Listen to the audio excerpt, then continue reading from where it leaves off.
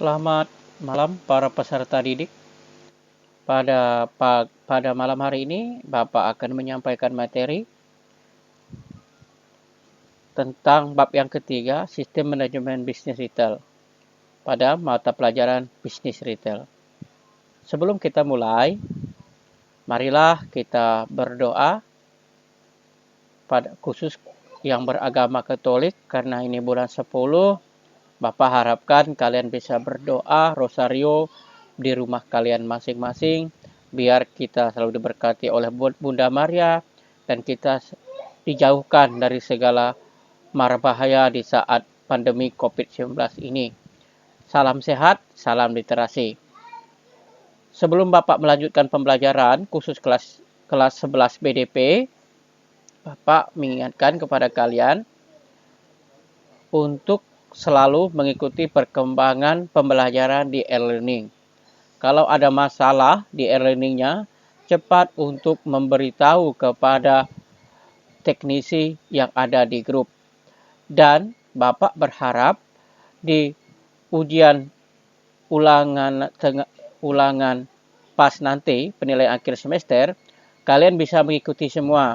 Jangan seperti sekarang, ada yang menyusul, ada yang seperti apa. Ya, seandainya ada HP-nya hilang atau misalnya HP-nya rusak, cepat dikasih tahu dengan Bapak, dengan sekolah, biar kami punya solusi buat kalian. Jadi kalian tidak ketinggalan dalam mengisi, ya. Nilai yang setelah kalian ambil, di-download atau diunduh di HP kalian, itu nilai murni. Ya, jangan berbangga hati saya peringkat 5, saya peringkat 1 atau peringkat 2. Tetapi apakah kalian sudah mengerjakan tugas atau belum? Itu. Ya. Jadi Bapak harapkan yang belum mengerjakan tugas, kerjakan tugasnya. Dan sini tidak ada kasihan lagi seperti kita kemarin. Ya, ini sudah jelas. Yang tidak mengerjakan tugas, ya mungkin tinggal dulu di kelas 11 ini. Selesaikan tugas dulu, baru bisa naik ke kelas 12. Ya. Setelah itu kalian lunasi keuangannya, SPOP-nya, dan segala macam. Sekarang kita masuk ke materi kita.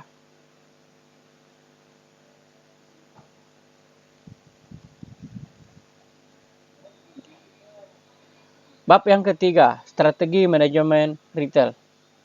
Yang pertama, yang A, manajemen bisnis retail.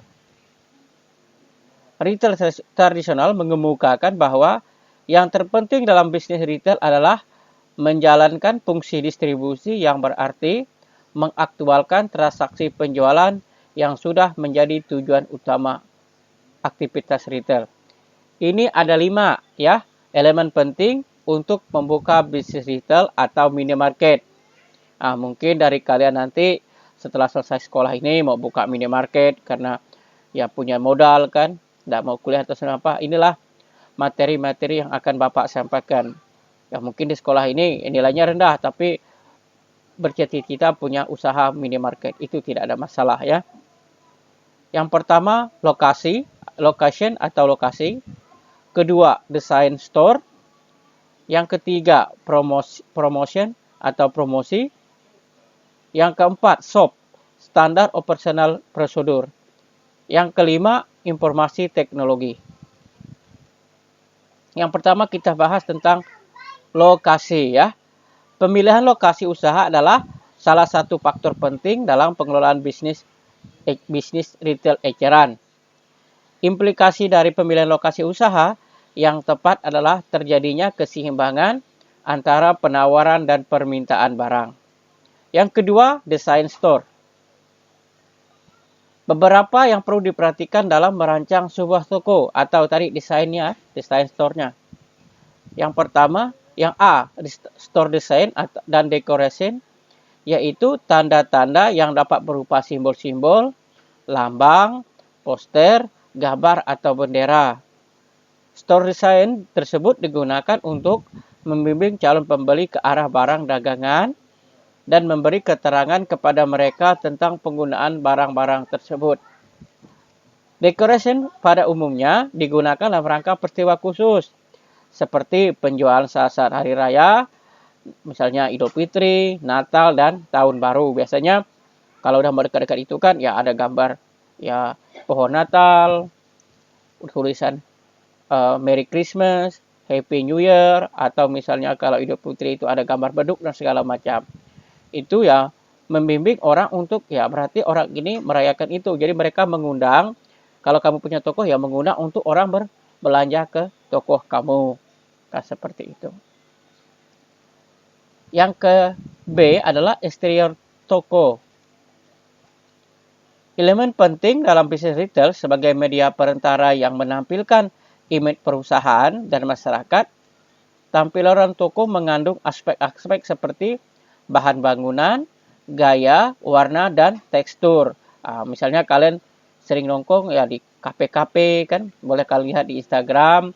Sekarang tempat nongkrong misalnya kopi shop ya, minum-minum kopi segala macam. Tengoklah antara satu dan lain hal itu berbeda. Bapak kasih contoh lah, misalnya yang lagi baru kan kopi Limin, Lokale, itu kan jualnya kan ya jual kopi gitu kan, tapi kan beda warna dan teksturnya.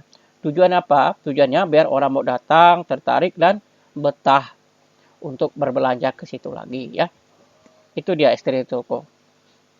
Jangan sederhana benar. Siapa tahu nanti kamu di kampung ya bisa buat toko. Yang ke-C adalah interior toko.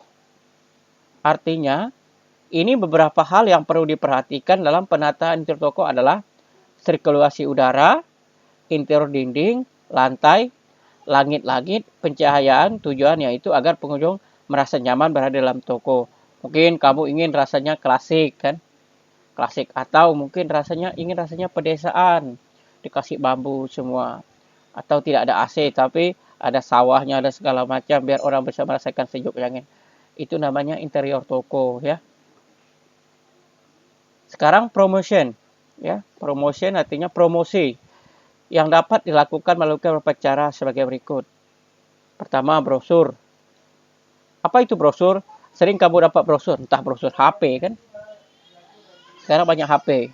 Misal beli HP ini, karena di masa pandemi ini, ya ada potongan harga 100.000. Wah, itu kan ada brosurnya itu ya.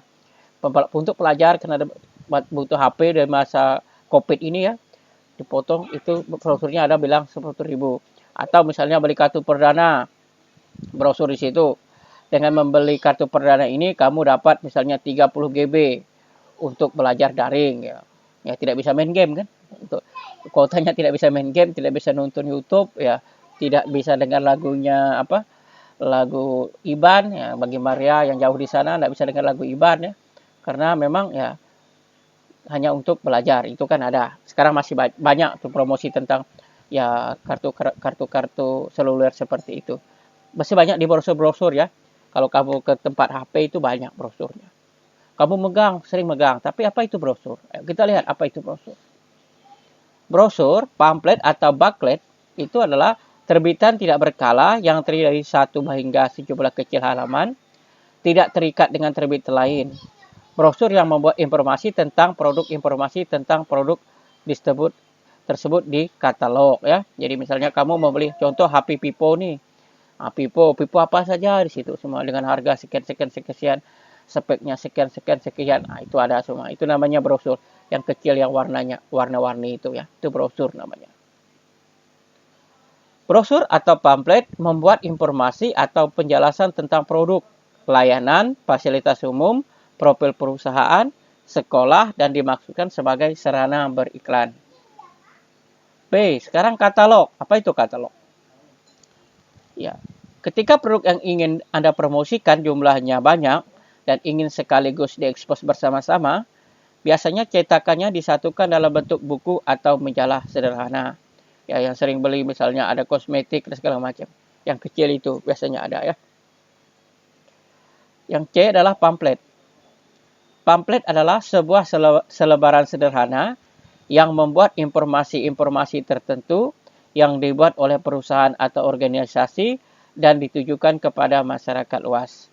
Pada umumnya pamflet dibuat dalam ukuran A3 dan A4. Biasanya contoh misalnya mau konser kan, disponsori oleh TID, itu ada, itu tidak boleh disebut. Ada biasanya kan, ditempel-tempel sekian. Datang misalnya siapa, Marion Jola kah, atau Tino Ame akan memeriahkan acara di kampung kalian di sponsor ini. Yang besar itu ya, ada biasanya. Itulah dia. Itu disebut dengan pamflet. Itu tujuannya apa? Ada artis itu ya. Pertama mereka ya dengan beriklan seperti itu, misalnya 10 orang yang lihat iklan itu, pasti dekat pamflet itu pasti ada 2-3 orang yang beli produk tersebut, ya. Maka banyak biasanya. SOP ya, yang keempat adalah SOP. SOP itu bukan makanan, tapi singkatan dari standar operasional prosedur. SOP yang harus di dalam sebuah bisnis retail sebagai berikut. Yang pertama, prosedur harian. Yang kedua, pelayanan terhadap pelanggan. Yang ketiga, meningkatkan penjualan. Yang keempat, penerimaan barang. Yang kelima, bagaimana menata barang dagangan. Yang keenam, menerima karyawan. Yang ketujuh, izin tidak masuk bekerja. Apabila SOP telah selesai dibuat, harus disosialisasikan kepada karyawan agar prosedur yang telah ditetapkan dalam SOP dapat dilaksanakan dengan baik di lapangan. 5. Informasi teknologi. Ada yang pertama dari informasi adalah cash register. Mesin kasir. Biasanya kalau kalian ke Indomaret atau ke toko-toko besar ada yang ting ting ting, suaranya seperti itu ya. Mesin kasir atau cash register adalah suatu peralatan mekanik elektronik untuk menghitung dan mencatat transaksi penjualan yang biasanya terintegrasi secara modul dengan laci untuk menyimpan sejumlah uang. Yang kedua adalah UPC barcode. UPC singkatan dari Universal Product Code. Ya, code. Kalau bahasa Inggrisnya code, tapi kalau bahasanya kode, ya. Adalah suatu kode yang secara unik mengidentifikasi suatu jenis barang yang diperdagangkan, umumnya untuk memudahkan bagian stop keeping unik dalam menata barang-barang yang ada. Bentuk dari UPC berupa barcode, yaitu suatu kode berupa sederetan batang vertikal yang tertera atau direkatkan pada kemasan pembungkus untuk setiap jenis barang. Barang yang dikeluarkan oleh pabrik pada kemasannya telah dilengkapi dengan UPC. Yang ketiga adalah Internet Retailing. Internet Retailing artinya kelancaran berinteraksi saat ini sudah dilengkapi dengan peralatan teknologi yang makin canggih, yaitu dengan internet. Yaitu dengan maraknya pembuatan situs yang dapat mempromosikan ataupun memberikan informasi sekaligus transaksi mengenai barang-barang yang diperdagangkan. Contoh Internet Retailing yang adalah penggunaan media sosial, ya. Yang paling banyak digunakan media sosial untuk berdagang adalah Facebook dan Instagram, ya, dan YouTube biasanya. Sekarang mulai dari periode itu adalah contoh dari Internet Retailing. Yang B, syarat mendirikan bisnis retail. Untuk mendirikan bisnis retail ada beberapa syarat yang harus dilakukan, yaitu terdiri 7P ya. Place tempat. Syarat yang harus dipenuhi dalam mendirikan usaha retail adalah lokasi atau tempat yang tepat dan strategis, mudah dijangkau oleh transportasi yang ada, serta kapasitas parkir yang cukup memadai bagi konsumen. Yang kedua, people atau sumber daya manusia. Memiliki sumber daya yang kompeten akan menghasilkan kinerja yang maksimal. 3. Produk. Variasi produk terbagi menjadi 3 macam. Produk item, macam produk tertentu yang mempunyai fungsi sendiri dalam daftar penjualan. Yang kedua, produk lain, sekelompok produk yang berhubungan erat suatu sama lain untuk memenuhi kebutuhan tertentu yang digunakan bersama, dijual kepada kelas konsumen. Yang ketiga, produk mix, komposisi dari produk yang dibuat atau dijual oleh suatu perusahaan. Yang B, syarat mendirikan bisnis retail. Yang keempat, lanjutannya adalah price atau harga. Harga yang tidak tepat tidak harus murah. Yang menjadi ukuran adalah para pelanggan merasa puas dengan uang yang dikeluarkan. Boleh juga digunakan harga diskon untuk menarik pembeli. Prinsip-prinsip penetapan harga menurut Yaitami dan Bedner pada tahun 1996. Pertama, Perusahaan harus mempertimbangkan sejumlah faktor dalam menetapkan harganya, meliputi pemilihan tujuan penetapan harga, menentukan tingkat permintaan. Yang kedua, perusahaan tidak selalu harus berupaya mencari profit maksimum melalui penetapan harga. Yang ketiga, para pemasar hendaknya memahami seberapa responsif pemerintahan terhadap perubahan harga. Keempat, berbagai jenis biaya harus dipertimbangkan dalam menetapkan harga, baik biaya tidak langsung maupun biaya langsung. Yang kelima, harga-harga para pesaing akan mempengaruhi tingkat permintaan barang dan jasa yang ditawarkan perusahaan, dan karenanya harus dipertimbangkan dalam proses penetapan harga. Yang kelima, berbagai cara penetapan yang ada mencakup markup dan sasaran perolehan. Yang keenam, setelah menentukan struktur harga, perusahaan menyesuaikan harganya dengan menggunakan harga geografis, diskon harga, harga promosi, dan harga diskriminasi. Yang kelima, syarat yang kelima adalah promotion atau promosi. Jenis-jenis promosi sebagai berikut. 1. Advertising atau disebut dengan periklanan. Yang kedua, personal selling. Bentuk dari personal promosi dengan personal adalah prestasi lisan dalam suatu percakapan dengan calon pembeli yang ditujukan untuk merangsang pembelian. Contohnya, penjualan tatap muka. Yang ketiga adalah sales promotion. Bentuk proses langsung melalui penggunaan berbagai insentif yang dapat diatur untuk merangsang pembelian produk dengan segera dan meningkatkan jumlah barang yang dibeli pelanggan. Keempat, publishing. Upaya perusahaan untuk mendukung, membina citra perusahaan yang baik dan menangani atau menangkal isu, cerita, dan peristiwa yang dapat merugikan perusahaan. Yang kelima, direct marketing. Sistem marketing di mana organisasi secara langsung dengan target konsumer untuk menghasilkan respon atau transaksi. Keenam, profesional. Salah satu penunjang kesuksesan dalam retail adalah berpikir dan bertindak secara profesional. Parkir, ini penting parkir ya. Retail memiliki area parkir yang memadai sehingga arus lalu lintas di area tidak semeraut. Yang C adalah display barang dagangan. Display adalah salah satu cara penataan produk, terutama produk barang yang diterapkan oleh perusahaan tertentu, terutama retail dengan tujuan untuk menarik konsumen. Syarat-syarat display sebagai berikut. 1. Display harus mampu membuat barang-barang yang dipajang menjadi mudah dilihat, mudah dicari, dan mudah dijangkau. Kedua, display harus memperhatikan aspek keamanan, baik keamanan bagi pengelola toko dari potensi-potensi kehilangan, maupun pengunjung yang berada di dalam toko. Ketiga, display yang dilakukan oleh peritel harus informatif dan komunikatif. Para peritel dapat memanfaatkan alat-alat bantu seperti slip talker, standing poster, atau signage. Yang kedua adalah strategi pertumbuhan retail. Retail adalah diterapkan dengan menerapkan 7R ya. Berikut tipe kesempatan pertumbuhan diusahakan retail. 1. Penembusan pasar. Retail dapat mencapai strategi pertumbuhan ini dengan menarik konsumen pada target pasar sekarang yang tidak belanja di tokonya untuk sering mengunjungi toko tersebut atau membeli lebih banyak barang pada setiap kunjungannya. Ya, mungkin dengan cara diskon ya, atau gratis atau promosi beli satu gratis satu, atau mungkin ada giveaway atau hadiah-hadiah yang diberikan kalau kalian ingin belanja di toko tersebut.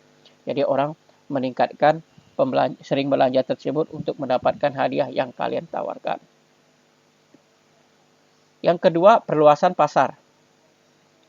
Membuka toko yang baru, namun mempunyai sasaran pasar yang berbeda dari toko sebelumnya, agar mencakup berbagai kalangan yang berbeda. Yang ketiga, pengembangan format retail. Meliputi pengembangan format retail baru atau format dengan gabungan retail yang berbeda pada target pasar yang sama. Yang keempat, diversifikasi. Artinya kesempatan diversifikasi dilakukan pada saat retail memperkenalkan format retail baru secara langsung pada segmen pasar yang tidak sedang dilayani. 5. Penyatuan vertikal. Diversiasi yang dilakukan retail dengan membagi usahanya menjadi penjualan grosir atau produksi. Yang E adalah strategi bauran eceran atau retail mix. Pengertian bauran eceran.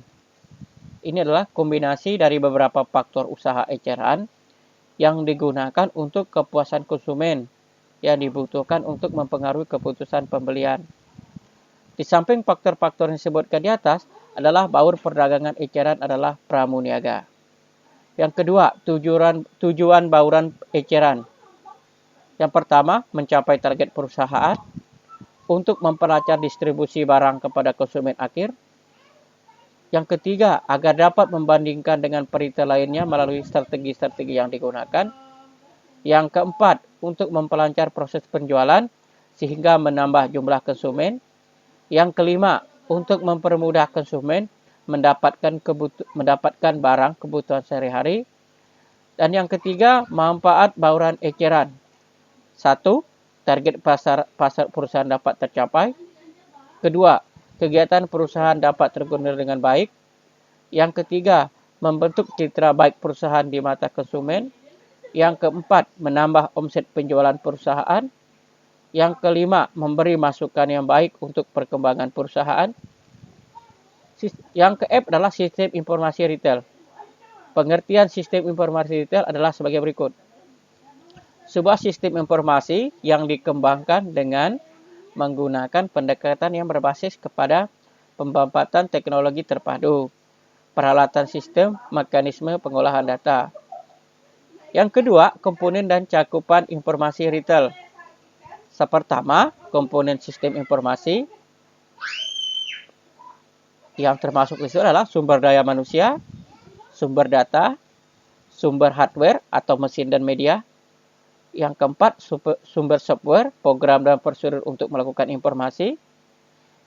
Yang B adalah cakupan informasi retail, meliputi data dan informasi, kualitas informasi, informasi dan tingkat manajemen.